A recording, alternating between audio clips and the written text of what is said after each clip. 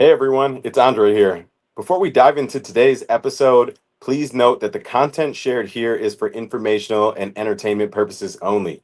It is not intended to be a substitute for professional advice, diagnosis, or treatment.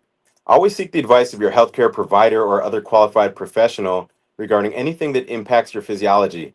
The opinions expressed by guests and hosts are their own and do not necessarily reflect the views of NASM. Thank you for listening. Enjoy the show. So I think your start point here should be the leanest you can be without any detriments to training performance. And that's kind of my rule. Like what I want to keep the goal for off season.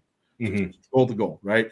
And what is our goal in the off season? Well, it's of course it's going to be building muscle. Our best proxy to gauge that is training performance. So if we're getting to a state where we're digging so deep that training's now stagnant, or we're like creating that recovery debt to where we're digging ourselves to weeks of like poor sleep, and that's impacting recovery and food focus and libido, and just it goes on, right? All the negative aspects around prep that you're gonna have to pay that back before you're productive again, training again. That's too far of getting too lean in an off-season state. So that's like my baseline start point, as lean as you can be without training taking the docket. You're listening to the Peak Physique Podcast with Andre Adams on the NASM Podcast Network.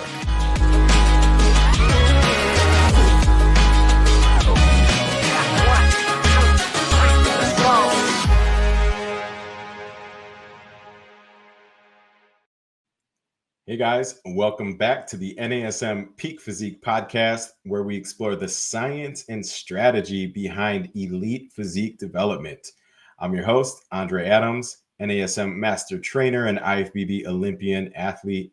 And today we are diving into a continuation of a powerhouse of a conversation with a special guest who we'll introduce in just a moment. In a previous podcast episode that we did on the J3U Podcast, we dove deep into things like mindset, female labs, blood work, hormones, and elite prep strategies. So with that said, I would like to welcome to the Peak Physique Podcast for the very first time, my good pal, IFBB Pro Olympian, John Jewett. Welcome, John. Hello, Andre, NASM listeners, Peak Physique listeners. Great to be here today. I'm excited for this one. Yeah, thanks for taking time out of your busy schedule. I know it's all of our busy time. If you're an elite prep coach or you're prepping yourself, this is the crazy time, right? We're in full swing of the season. Yeah, well, I've been saying I'm like weeks out from a show, but this is actually kind of a little bit of my downtime. So I'm not quite as busy in a peak in a prep like I normally would be. I'm actually going to do my shortest prep this year I've ever done. I'm going to start like 12 weeks out, but so right now it's not full on yet. I'm okay. I have my capacities as well. So, and that's the importance of staying ready, so we don't have to get ready, right? We always like to stay about 12 weeks out when possible. Not always possible. Yeah, there's someone out there that's like shaking their fist, like 12 weeks out, dieting. What are you talking about? Or I've done 24 plus week preps, but just gotten a lot more efficient as I keep doing this. So. That's right. So you know your body better than anyone. And, I'm actually maybe taking a break this year from the stage, but we'll see. I haven't committed to that either. More than likely, I'll probably make an appearance or two. But I don't know if I told you, John, since last time we chatted, I had an opportunity pop up with one of my sponsors, Spedience, the gym equipment. And I've actually got a trip to Hong Kong in June to develop the hypertrophy training program and then shoot all the content in the app. And this is why we stay ready, right? Because I only have 5 weeks or something to get ready. And I'm like, you know what? It's a good thing I started dieting down maybe 4 or 5 weeks ago. So I actually look like a physique pro and not just an average trainer while I'm out there. So we got to stay ready. Wow. What an opportunity. It's wild to think, like, I'm sure years ago, you think you weren't going to be traveling the world doing this stuff and that you're not even feel like a job, which you're more brazen than I am, Andre. Cause like once I'm like a certain week out, like I won't go anywhere. Like I'm like homebound. I'm so bad. Yeah. It takes practice and you definitely have to get comfortable with it. Last year we were in Hawaii doing the seminar at GY Fitness, myself and Ashley Kaltwasser, and we were on peak week for Tokyo Pro. I think we were days out, and we hosted this 2-day long boot camp and stuff. And, you know, I probably wouldn't have done it 10 years ago, but I actually had a lot of fun. We did the same thing in Kazakhstan. So, you know, you get a little bit better at managing your body, I guess, and more comfortable, but it's even harder for open bodybuilding for sure, because, you know, fullness, the level of dryness that you need to peak, all of it is a little bit more challenging. You know, that's funny that you mentioned that, because I was at the Arnold with like Evan Senapani and Kendi, Colossus Ken, right? We're talking, and being out at the Arnold this year, being like now, you know, like 265 versus when I was doing 212, I'd stay like in the 230s in the off season, right? Mm-hmm. What I noticed is like, man, your body weight shifts so fast now, being this much bigger. Like just the extra output is much more tremendous. So like I'll just drop weight fast. So you have to really be on it versus like being at the lighter body weight. Even prepping now, open versus 212. Yep. It takes a lot closer eye because I can move a lot quicker. And then another thing to that too is that I'm a lot stronger, which that also affects like fatigue management a lot faster than it does when I was like 212 and not quite as strong. So interesting things being in the open now, that I've just become more of this great cattle grazing in the field, just like you know, just don't have as much other activities and things that I can do anymore. Yeah, no, it really is. People don't understand how difficult it is to maintain that size and that fullness. And you and I touched a little bit on set point theory on your podcast. And, you know, over time, our bodies can start to adapt from extended periods of time of a certain body comp, a certain body weight. And, you know, you and I, actually, one of the questions on here today was about kind of metabolic building. And we'll talk about what those phases in the off season might look like with accumulation versus, you know, holding our weight there and letting our body adapt. So that's good. But yes, I fully understand. And I am what I would call an ectomesomorph. So I tend to put on muscle pretty fast when I'm actually on everything. I'm disciplined on my diet. I'm on my training. I'm getting my sleep in. I'm getting my hydration in. But I also lose fast. So I'm also a little bit of a hard gainer in some ways. But again, focused, I can put the muscle on. But man, do I drop. If I go do an expo like the Arnold, like you mentioned, and you know, back in the day, I used to work the Quest booths. I would do my best to get some meal replacement shakes in, or you know, something in.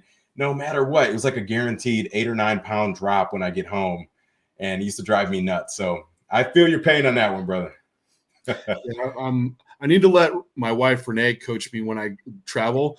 She's like, you should go eat more off plan when we're out. Like, you know, you're going to drop weight. She's like, tell me this. And then I'm out there trying to be on my same diet. And I bring a scale with me because I'm like, I'm not going to lose weight out here. And then the next day I drop weight. I'm like, okay, I'll eat more. Then I drop weight. It's like, oh man. Like she's like, I told you, you should be like eating more like, you know, higher fat things and just to get the food in. So I'm like you, Andre. Like I would probably when I saw bodybuilding, I'll probably be like 200 pounds or something. I'm more that ecto that just I can drop fast. I get really lean for shows, but it is harder to like once I'm up past a certain body weight, that man, I have to be on it or I drop really quick. Yeah.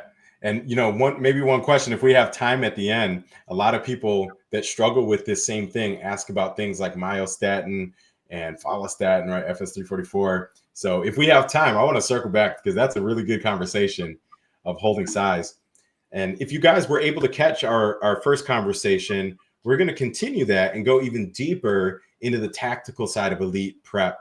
And before we jump in, so for our followers today, we actually did another Instagram poll and we got some amazing questions. So we're going to do some Q&A from questions that you guys have asked us.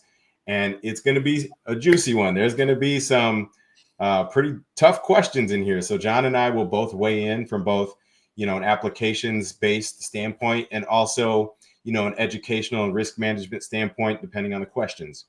Before we dive into that Q&A process, John, I've got a couple too that this is more for our audience to learn more about yourself. And, we just talked about maybe even transitioning from 212 to open bodybuilding. How has your approach to physique development evolved over the past couple of years? And this could be specific to yourself or, as a coach as well. Yeah. It's probably, for one, just getting better at the basics. And I know that sounds really boring, but that is what a lot of this comes down to. And I am still probably that type A person that'd be more willing to push harder before pulling back. And for many years, I've learned easily how hard to push, but I think I've gotten more strategic of knowing when to pull back. And what really held me back in last off seasons from growing as much as I could were injuries. And I'm 38 now, be 39 this year, which, not to date myself or put limitations, but it's easier to get injured now, it seems like. So, but even being younger, there's off seasons where strength was going up, everything's clicking along, and then injury happens. I'm like, oh man, I can't train this. I have to train around this other area. So these past off seasons, I've done a better job of knowing how to pull back. And part of that was, being more strategic with rehab work, which is something I was super neglective of. It's just like that last little tier that I'm like, could maybe do without, but I need it. So I'm doing a weekly session with my sports chiro that does a variety of tools. His name's Dr. Justin Reyna, but dry needling and TINS unit. We have wind back. There's a laser therapy. So it's very not a lot of actual manual manipulations. It's also not a lot of PT movement exercise based, because I have a lot of that covered in my training. I need something that's low fatigue cost that can just keep tissue going. And so that's been pretty tremendous doing that weekly to keep me from just resulting in an injury. And then also with my own training, knowing when to take the extra rest days and when to just keep going. I think that was a big piece of being able to string together progress. Also, my lifestyles continue. I was just telling your producer before we got on, my lifestyles continue to be more efficient for bodybuilding. So through that, I've been able to stay at a lot of leaner standpoint, a post-show phase, without any of the prep fatigue issues that are present. So my start point from the off season is very lean. So I have a lot of runway to go to add size and just stay healthier, stay metabolically efficient before it's time to prep again. And then I don't have to diet that hard because I'm in this lean, efficient state. The last thing I'll mention here, because there's several other areas, but to my own honesty, I've been bad about letting cardio drop off. It's not my favorite at all. Steady state cardio, not a fan. I'll do steps, I'll train, but that's always seemed to kind of trail out for me. So I was this off season, I'm the past 2 years, I'm going to do it. And I'm doing HIIT, a low volume HIIT, right? So there's a difference, but it's basically 4 to 5 sets of 1 minute all out. I shouldn't say all out. 8 out of 10, a 1 minute break between. So I'll do that 3 to 4 days a week. And that's throughout the whole off season. And that is one thing I love to do. I actually really enjoy it because it's my mindset of what I need, something that's really hard. And I feel that's got my health in a better spot, and been able to be an easier transition into prep by keeping that in place. So keeping that metabolic flexibility present between carbohydrates and fats. And so those are a few things that have kind of been standout that have really kept me moving along well. Yeah, so more of a focus on longevity, right? A bit of load management. And I love that, as you've evolved, you've also learned to keep, things like cardio, but do it in a way that is actually interesting to you to help you adhere to plan, right? Because our emotional health too is very important, especially in the off season. If we're miserable doing a certain activity, and then, we've got to do that for X amount of months in the off season, sometimes a year or two, and, if we're going through a really big growth phase, and then we go right back into prep mode with more of those things we don't enjoy, it can really make it emotionally challenging to adhere to plan. So it's a bit of all that. And I'm right there with you. I actually got about less than 3 weeks left in my 30s. So that load management is everything. I jokingly tell people all the time, I got these old man knees, so I've got to be very cautious when I'm, doing my full leg days these days compared to, how it was, John, 10 years ago, even 5 years ago. You're not really thinking about those things, right? You get in the gym, you do a little warm up, and, you might be pretty competitive with your boys or something.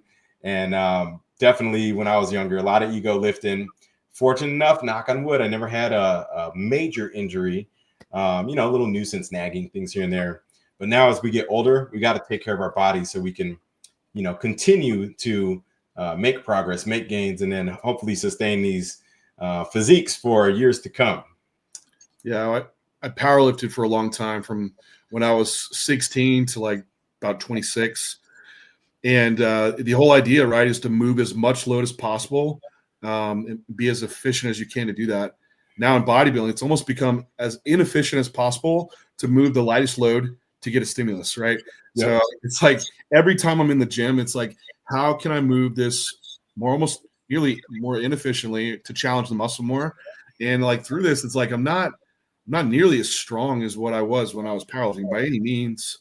And even my strength hasn't drastically risen up, even from 212 to open. It has, but by being more efficient with delivering tension, I think I've seen a lot of growth that way. And that's what also has saved me too, to your point of like, how can we make light loads heavy in a way, right?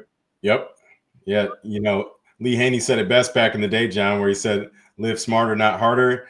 Everyone thought it was just, something that Lee was just saying, but he knew, right? We got to figure out ways to lift more efficiently and still achieve growth without taxing our joints and our body and our longevity. Andre, I got a mountain bike last week. Okay. And yeah, you should say, keep it in the garage. That's what you should tell me. Renee, a few weeks back, she's like, I want to get my motorcycle license. And she hasn't learned to ride a bike before. So we're like, we'll get a bike first. I'm like, I'll get one too. I'll ride with you.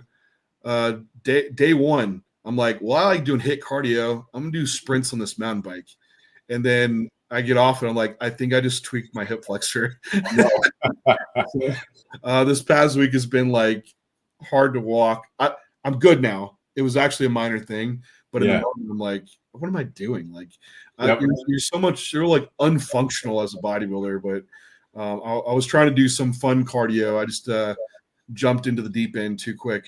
My lizard brain kicked in. Just because you can doesn't mean you should, right? Exactly. All right, guys, if you're just joining us, welcome back to the NASM Peak Physique Podcast. Today, we've got a very special guest in the house. We got my boy, John Jewett, IFBB Olympian. John, how many times have you been to Olympia? I think it's 4-time Olympian now, right? That is 4 times. And yeah. So and you're doing all kind of fun stuff too. You've got the J3U coaching brand. You've got the J3 University. And, it's definitely something that you and I have shared with our followers, very complementary to what we're doing here at NASM with our PBC program. And I've actually taken both courses, obviously, as a contributor to PBC, but then also I've taken the J3U courses, especially the female module. I really enjoyed that course as well. And, we've got some really fun Q&A from our listeners. And after hearing part 1, I knew it was just a matter of time. We're going to get another wave. So I think we're going to dive in kind of rapid fire style here, John. And we're just going to go down the list and let's see where the conversation goes. I have like 20 questions in front of me. So many. I got a few too. I tried to identify ones that I think maybe stand out, and especially ones that we frequently might get. Yeah, you lead the way. We'll just go after them. So let's do it. And again, these are, for you guys that are watching, these are questions from you guys. So I'm not saying these questions are good or bad. They are just live, and we're keeping it real today. The question was, if no competition is in sight, how do you gauge when to push or pull back during off season? So I didn't know if they're talking training, are they talking diet, are they talking AAS? What are we talking about here? I would take that of no off season side. My immediate thing was around like, should you push up into growing or like have like a fat loss phase occur?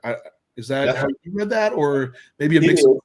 It is, and a lot of times you and I tend to get questions around AAS and PEDs a lot. So, but that was my initial interpretation was, okay, when is it time to really hit the gas on, growing? You and I talked about even your transition from 212 to open, or my transition from men's physique to classic. And then when do we need to, maybe hold our place there, deload a bit, harden up, recomp a little bit. So let's talk a bit about that. Figure a 1 to 2 year extended off season. How do we approach that? And when do we, push hard or maybe deload a bit during and go into maintenance? Yeah, my immediate thing with that question was around making sure, like with this long off season, that you actually have the timeline to be able to make it that long. And the start point, the base from that, and a limiter is going to be body fat accrual. So I think your start point here should be the leanest you can be without any detriments to training performance. And that's kind of my rule. Like what I want to keep the goal for off season. Mm-hmm. The goal, right? And what is our goal in the off season? Well, it's of course it's going to be building muscle, and our best proxy to gauge that is training performance. So if we're getting to a state where we're digging so deep that training's now stagnant, or we're like creating that recovery debt to where we're digging ourselves to weeks of like poor sleep, and that's impacting recovery and food focus and libido, and just it goes on, right? All the negative aspects around prep, that you're going to have to pay that back before you're productive again, training again. Mm-hmm. That's too far of getting too lean in an off-season state. So that's like my baseline start point, as lean as you can be without training taking the docket. And so from there, push, right? That's where, like, if you were post-show, this is it. Push up, and the same thing kind of applies. Keep that moving as long as you're productive. And my general rule around body fat is that you're still able to prep within 24 weeks for a show. Yeah. That's a pretty long prep. Now, that's not what I would like to, but we can always shift that down a little bit. So you might be going from where like a 12-week outlook, and let that extend out to where you're like have a 24-hour week. Look, for some people that might be scaled back some. So that's at least the body fat component. But a lot of people might run into other stop points along the way, right? Sometimes hunger or appetite kind of crashes out. Mm-hmm. Or you're getting so heavy, like health markers and sleep are taking the detriment, and like work capacity drops in training. So we always want to, again, training needs to be improving. If you can't eat, you can't sleep, that's requirements around for us like growing. So if those are taking hits, it's time to pull back. If you're, do you want to jump in and say something? I'll keep going. No, I was going to have you actually also maybe talk about your strategy, with kind of your process flow there with, I like how you guys structure, let's say mass accumulation. I know you guys have more of an intensification phase after that. And then going into, if needed, more of a maintenance or recomp type of phase. And, I think that structure in itself is going to help, drive growth. But you mentioned biomarkers too, right? Because a lot of people don't think about that, or they're just not accustomed to checking that. What are some of the key health indicators when you're finishing up a massive bulk? Things that you look at in, let's say, blood work, with CBC, with diff, when you're thinking about any thickening of the blood. Let's maybe share some highlights of a few, let's say your top 3 to 5 checkpoints of health. Yeah. With the checkpoints along the way, and again, I address, like, my main focus here is enhanced athletes, guys using PDs. So at least for these guys, like, I have like a weekly blood pressure that we're always checking. Blood glucose, it really, I've scaled back a lot with how I monitor that now. And I think that one's gotten just maybe misinterpreted for guys using growth hormone at night, because your glucose will be high in the morning. So again, weekly blood pressure is important. And when I'm seeing that one scale up, even though we have like blood pressure tools in place, that's one that we are going to have to accept some degree. In some individuals, this is just the honest truth around it, of some pre-hypertension at the peak end of like an off-season phase. I don't like to hold someone there long, but it's kind of the reality of like being that big. Like I have guys over 300 pounds in the off season. Like I'm not going to have them have perfect blood pressure, but I don't want them to live in that state for long. I do monitor like every 10 weeks our labs. And so what I look for, at least in lab work, is that I'm not seeing trend lines in like poor metabolic outcomes. So insulin resistance forming, raises in triglyceride levels, and then also with raises in CRP levels. So this is like some things around metabolically and also inflammatory wise, contributing to some insulin resistance too, where I can see like systemically, this is moving to a state where it's going to be hard to be productive. And likely I see it backfire quickly. Honestly, you might even see it subjectively sometimes in seeing guys' skin sometimes. Like acne will start cropping up when it wasn't a problem before. So like some like autoimmune issues can start coming. And I have some guys that coach that have ulcerative colitis or Hashimoto's or different things where if you start pushing too far, more stress in the system causes immune responses. We start seeing those conditions start to flare up. Or foods that even if they had some general like IBS or even then food sensitivities, foods start to become problems when they weren't before. Right. So at least some subjective red flags to look for.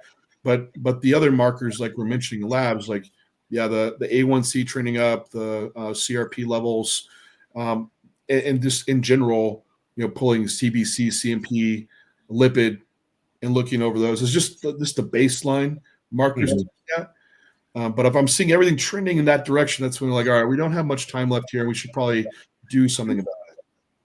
Right, exactly. Just looking for, as you said, John, those red flags and trends, right? And any genetic predisposition to any of these potential, chronic conditions, right? If there's family history genetically with, diabetes, pre-diabetic, high cholesterol, whatever it could be, those are things that we might keep a closer eye on prep. And this applies to all you natural competitors too.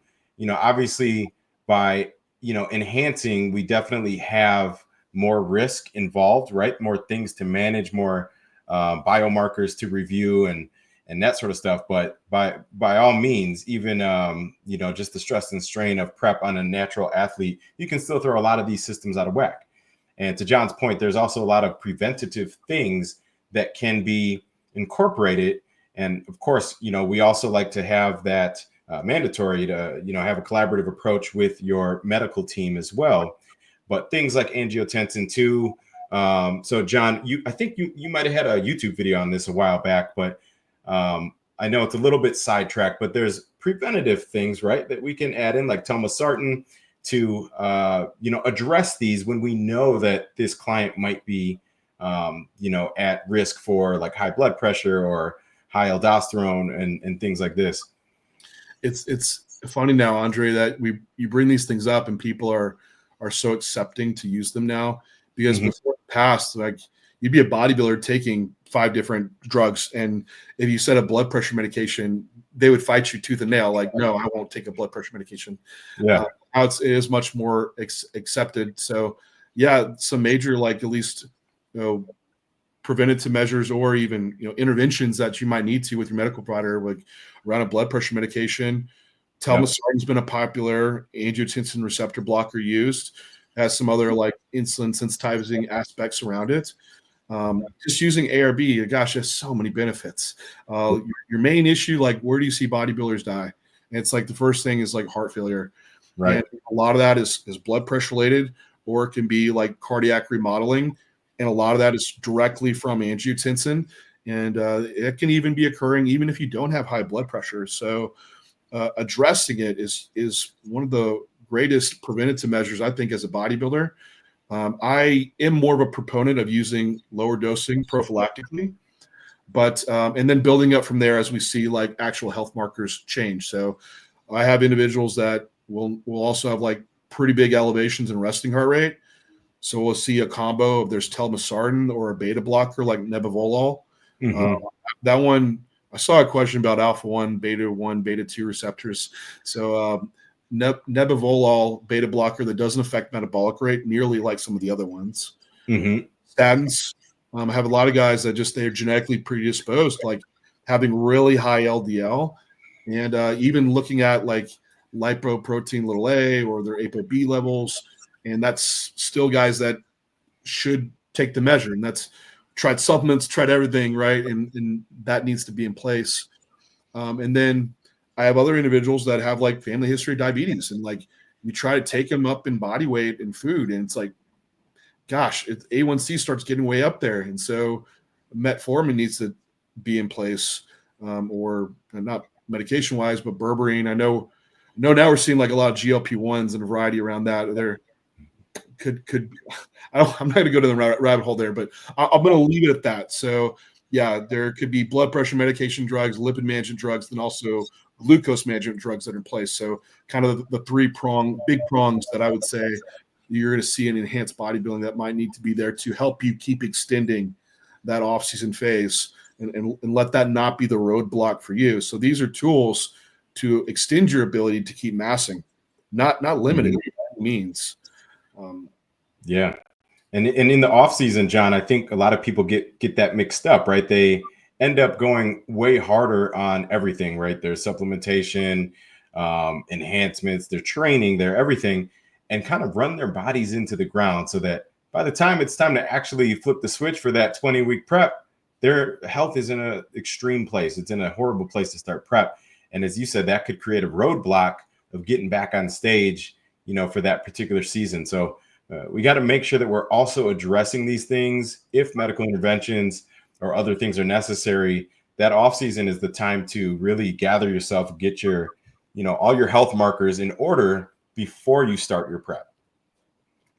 Yeah. And to finalize that, guys, kind of question around like push-pull is that, ideally you're able to string together like 20 weeks of like pushing upwards, but that might still have some toggle. We haven't even touched about training, but that should be fairly linear, being able to like increase body weight, but you can't do that forever. Like guys that want to do longer than a 1 year off season, it's pretty hard not to run out of like body fat runway there.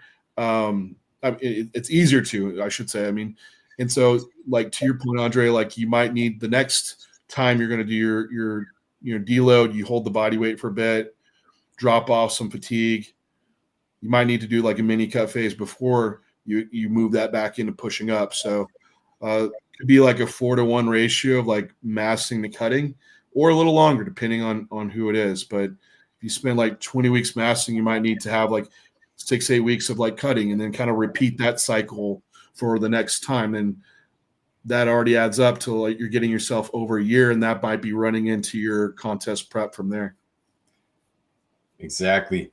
All right, guys, if you are just joining us, welcome back to the NASM Peak Physique Podcast.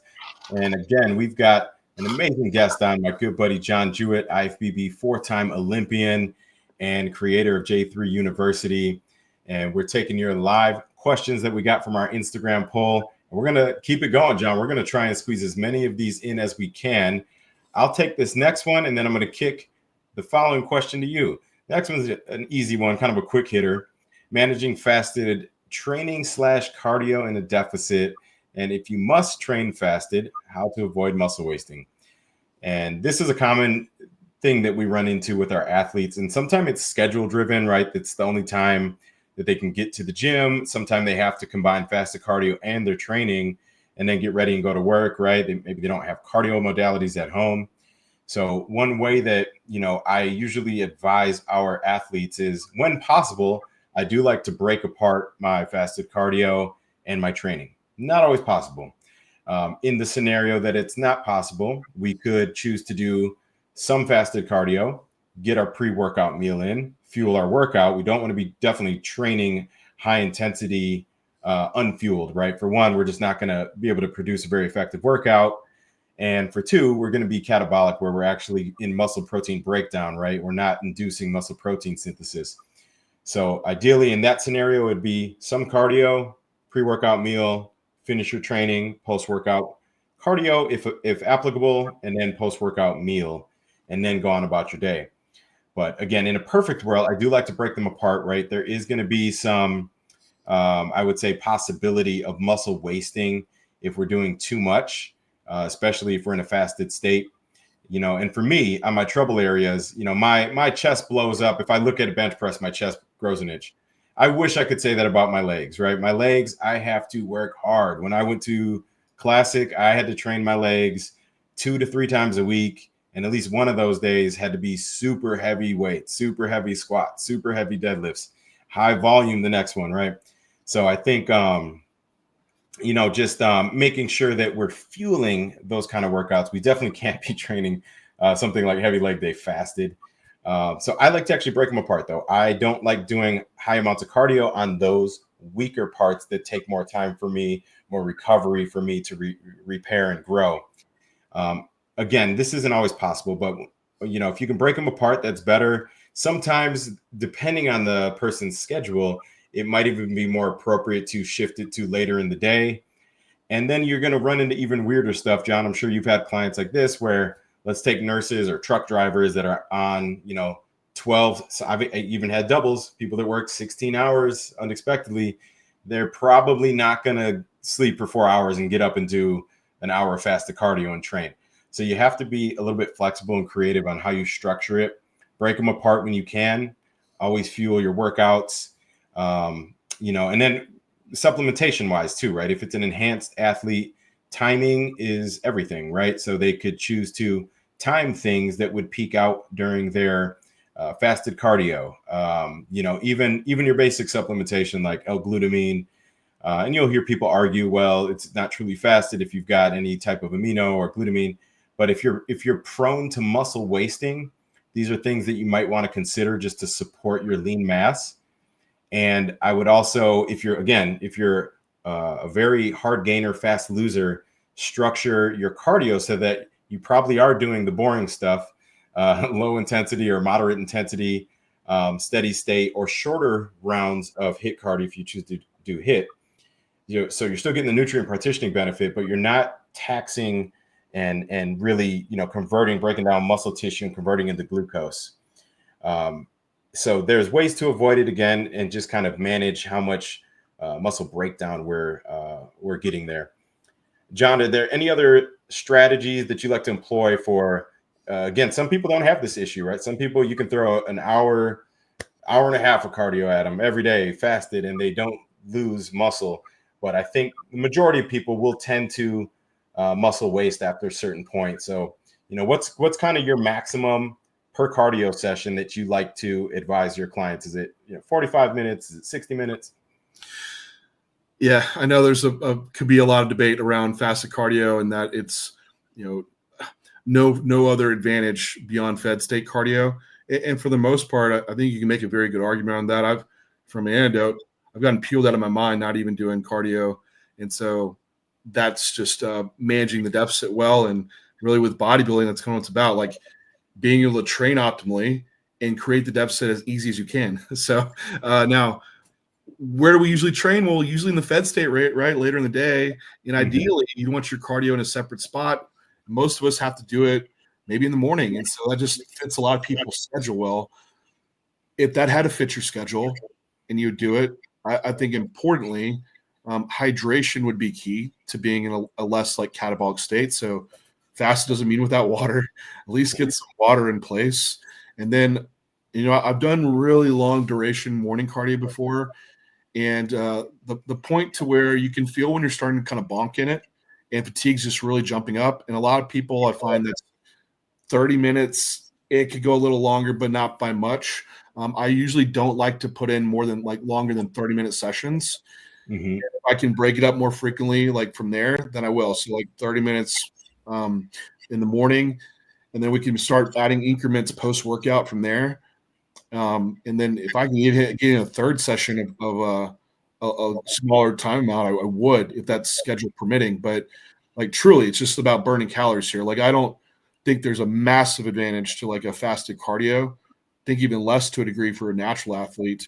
I know for enhanced, like we're waking up, like we had our growth hormone at night, free fatty acids utilized. Maybe you're going to try using some injectable carnitine, and you're also now have some other fat burners in place. And so you're really trying to take advantage of this, window just to burn fat and limit, carbohydrate.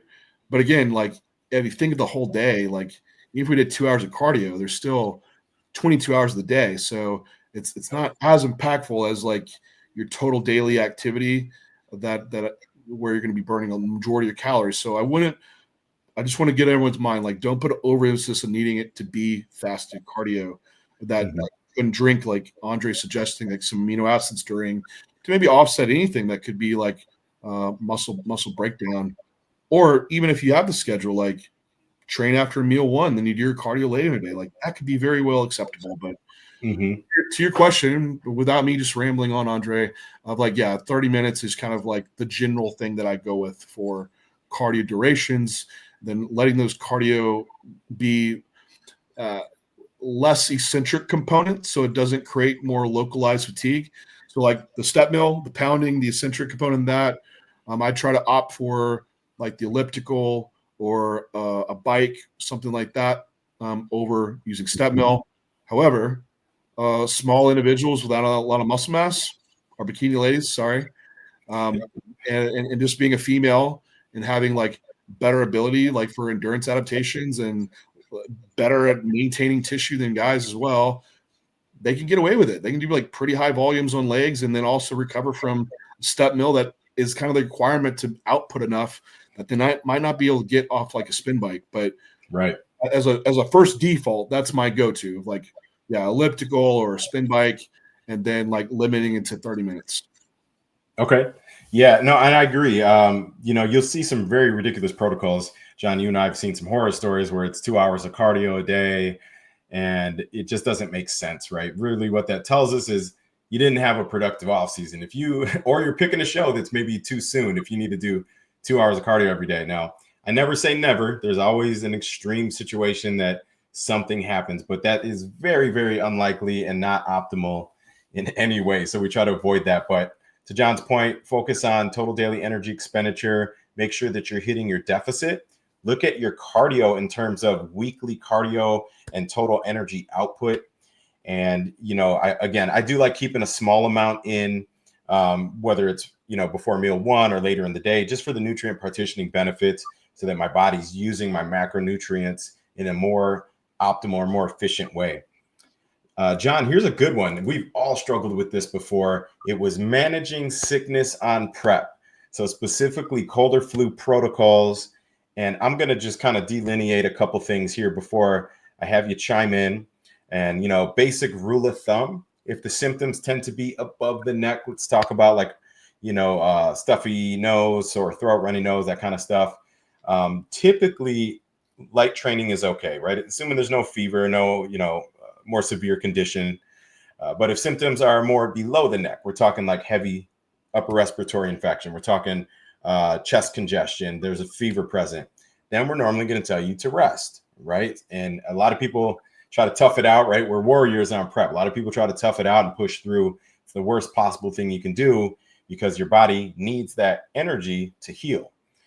And, some basic ones, and then I'm going to have you maybe give me like a recovery stack. I'll add my favorites too, but, focusing on recovery, focusing on hydration, prioritizing proteins, right? Because a lot of times this will affect our GI and our ability to eat our normal meals on prep, especially if you don't have an appetite or you're having trouble keeping stuff down. So we always try to make sure we're getting enough proteins in. John, what's your approach when one of your athletes gets sick? Is there a certain immune stack or strategy that you like to employ? It's always the big ticket items, at least first, right? Like you mentioned, a great thing is assessing like what kind of sick are you. I just had an athlete message me and he's like, getting over some sickness this week. That's all he said. So like, what kind of sickness, right? Like, are we talking, is this a head cold or is this down into your chest? Like what is the timeline we're going to look at to get recovered? And then what I notice with a lot of people too is like the day one of feeling your best, you still might not perform your best. And so you might have to kind of what we've talked about of paying back the recovery debt is that you might have some extra time still left after being sick to still get back to 100%. And so I think the first thing is like needing to manage expectations with the client and getting them right from the mental aspect of, what does this look like for the show? setting those up so they don't get worried. And then also we very well might need to extend back the timeline. And that could be a big stress reduction for a lot of people. But maybe this is not the case at all. And it could be short-lived. But we kind of play this day by day. But my first go-to is if you don't feel 100%, let's just take the full rest day on prep. So to stay home, let's get your feet up, or don't worry about steps, don't worry about cardio, just rest. If there is any type of like GI issues occurring, eat off of what you're able to do based around hunger, priority around hydration, and starting with clear liquids if it's causing you where you can't get a lot of food down. I do really like using like well, at least I'm gonna plug Animal because we have it, but Animal Clearway, because it's tolerated a lot easier, your clears, or even using bone broth for some protein in, because when you are sick with viral or bacterial things, that metabolic rate increases, and you get sick and like the next week you're down like 10 pounds. You're like, oh my gosh, lost all my gains. It's a little bit like you do shift into a bit more of a catabolic process. So if we're able to prevent some of that, that would be really ideal. And then being able to, like, if you can't tolerate a lot, that's when the time when, hey, if you are able to get some extra EAAs in, that would be ideal. And then getting back to training, let's just kind of tapering back up from there. As far as like other supplements that to bring in, the thing about it is like usually when I see our athlete stacks, a lot of them are already kind of covered. Yeah, they're not huge players. Like they might reduce some sickness, but just some general ones like our vitamins, vitamin C, zinc, and vitamin D are pretty big ones for basics around immune function, helping with reducing cold systems. But a lot of people are already beyond that one. Same with magnesium too. Yeah. And then someone might like elderberry is actually one that I like. Immune boosting, I think particularly helpful, like more around viral aspects. And then I like L-glutamine and NAC. I think those are some basic ones too. So that's kind of at least some start points, but man, you know how it is. A lot of times it's just time. Time of resting and pulling back and getting back to it when you can. So there's not I wish there was a magic formula that I had, but that really is it, is letting someone not be stubborn and get back to the gym too soon. So right. And you guys can also think about those supplements that John mentioned. I think all of them except elderberry, consider doing those in an IV drip therapy. If you got a show coming up, right, peak week's just around the corner and you happen to get sick, definitely I would speed that up, shorten the duration of that cold, and hopefully give your immune system that jump start it needs. And I know we're coming up on the hour here soon, John, but we're going to squeeze a couple rapid fire in here. I'm going to just lightly touch on 2 points, and then I got some rapid fire Q&A for you. One of the other questions, why do coaches and medical professionals stack T3, T4 for longer preps? There's many different answers to that question, but I'm going to keep that one short and sweet. And, really, ultimately what we're looking at is preventing that downregulation of thyroid hormones, right? We're going to have metabolic adaptations that occur from being in a caloric deficit for extended periods of time. And ultimately, why are the coaches stacking that? Well, they're combining those because T4 is going to convert ultimately to T3. And the goal is to increase your total amount of fat burning capacity. If you do nothing, and again, there's many natural ways from kelp and iodine and you name it. There's so many natural minerals too that we would recommend to support, thyroid function. But ultimately, that's why they're stacking them, right? They're trying to get the fat burning and prevent that down regulation. The next one was, so this is a wild one, but we're just going to state the facts here. I don't even think we need an opinion on this one. Masteron versus testosterone, anabolic and androgenic ratings. I'm not sure what they're trying to compare here, but I pulled them up here, and John, you probably have them up too. Let's just very quickly touch on testosterone being kind of like that baseline, right? When we're looking at comparing anabolic androgenic ratings, testosterone is going to have 100 anabolic, 100 androgenic. And just for this person's question, Masteron can vary, but let's just say somewhere in that kind of 60 to 130 is going to be the anabolic rating, whereas androgenic is 25 to 40, right? Which means on the androgenic side, you're only looking at 25 to 40% androgenic rating compared to testosterone. So, John, with that context kind of stated, just maybe quickly give your thoughts on why the question was asked, and testosterone versus masteron, right? If you're looking at muscle building, for instance, what does that mean with a higher andro and anabolic rating? Oh my gosh, these are the questions that I'm plagued with nonstop. Like mass versus primo, this versus that. It's nonstop. I will say, like, if you look back to the anabolic androgenic ratios, I'm going to try to be short on this in rapid fire, quote unquote. Andre and I, rapid fire.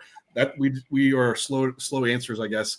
But yeah, the anabolic to androgenic ratio is based off the Hirschberger essays, looking at the levator-ani muscle growth in a rodent, which is a smooth muscle, compared to the prostate growth in the rat. And so based on how much each tissue grows, you come up with the ratio. So it's meant to just kind of differentiate how androgenic versus how masculizing versus how muscle building a compound might be. But what people should not be taken away from this is, like, you list masteron being more anabolic than testosterone off this comparison, but it's more, this ratio is meant to show on an individual basis how it compares to it being androgenic. So masteron compared to testosterone is far more anabolic compared to androgenic. So with testosterone, you might have more masculizing effects that could occur. So all the things that testosterone does outside of building muscle, the facial features that you might recognize, or some people might bring up some of the other side effects around it, like hair loss around DHT or acne. While masteron was actually created with females in mind for the treatment of advanced breast cancer. So it's not very masculizing. So that's, at least around those ratios, just to clear up some of that, is that they're not meant to compare compounds for, is this compound more muscle building than another? It's more looking at the androgenic side effects. Now, from a growth aspect, we don't have a lot of comparative data in humans for compound per compound basis. We have some few human studies, and relatively pretty close on a milligram basis, compounds will build muscle similar. They do differ. I will only say similar, right? Like 1,000 milligrams of testosterone versus 1,000 milligrams of something else. You're not going to see like a dramatic difference. There will be differences though. But I think the big difference here is, and I'm going to wrap this up right now, is that from a male point of view, you do want amount of estrogen for health reasons. So testosterone's a base. How much more milligram total you need to grow, we just want to fill in with a compound that's going to present with less side effects for you. So a lot of times that's less androgenic effects, because testosterone is easily covering those aspects. So that could be primobolan, that could be masteron, that could be nandrolone. Which one we choose would be based around your effects around that compound. So it's individual based. How do you find that out? Well, as bodybuilders, we experiment. It's one of those things that you're going to learn over time. But as far as like masteron with testosterone, or even comparing this to primobolan, they both have the ability to build muscle, but your deciding factor is going to be the one which you can build that muscle with, but without as much side effects being present, whether that's some subjective side effects around libido or your hair, or even around your lab work. I will say, like, for instance, primobolan has a bigger effect on lowering estrogen. Masteron doesn't lower estrogen as much, kind of more does this offsetting. So I have guys that have run primobolan that have low estrogen symptoms. We switch them to masteron, and it's resolved. And then that's our compound of choice. So again, as far as muscle building goes, very similar. It's just coming up with the right ratios, things for you. All right. Excellent breakdown, John. And you guys heard it there. So again, we're taking those random questions and we're going to wrap here shortly. So John, let's go. First thought that pops in your head before we wrap, rapid fire. Most calories you've ever consumed in a day? 5,400. All right. Hey, I might have you tied there. Those darn Five Guys burgers and fries. Okay. Rapid fire, pizza, burgers, or sweets post-show. What's your go-to? Sweets.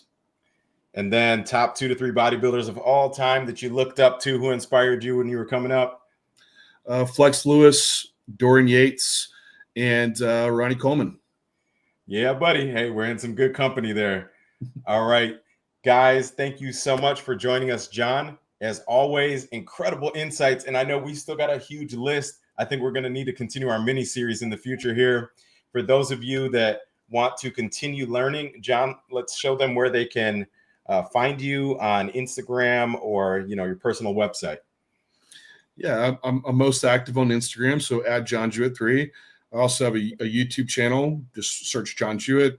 I document all my preps on there. Of course, J3 University is my main education platform where you can learn how to bodybuild more effectively.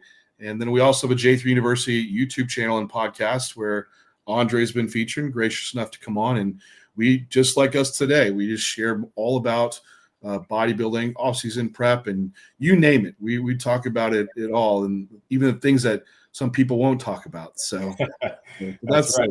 That's where we're active. And Andre, I truly appreciate the opportunity to be able to come on here and speak candidly too about all these areas. And I just hope it keeps pushing the industry forward, and we only become better in what we do. We see incredible physiques out there with also risk reduction when we're able to.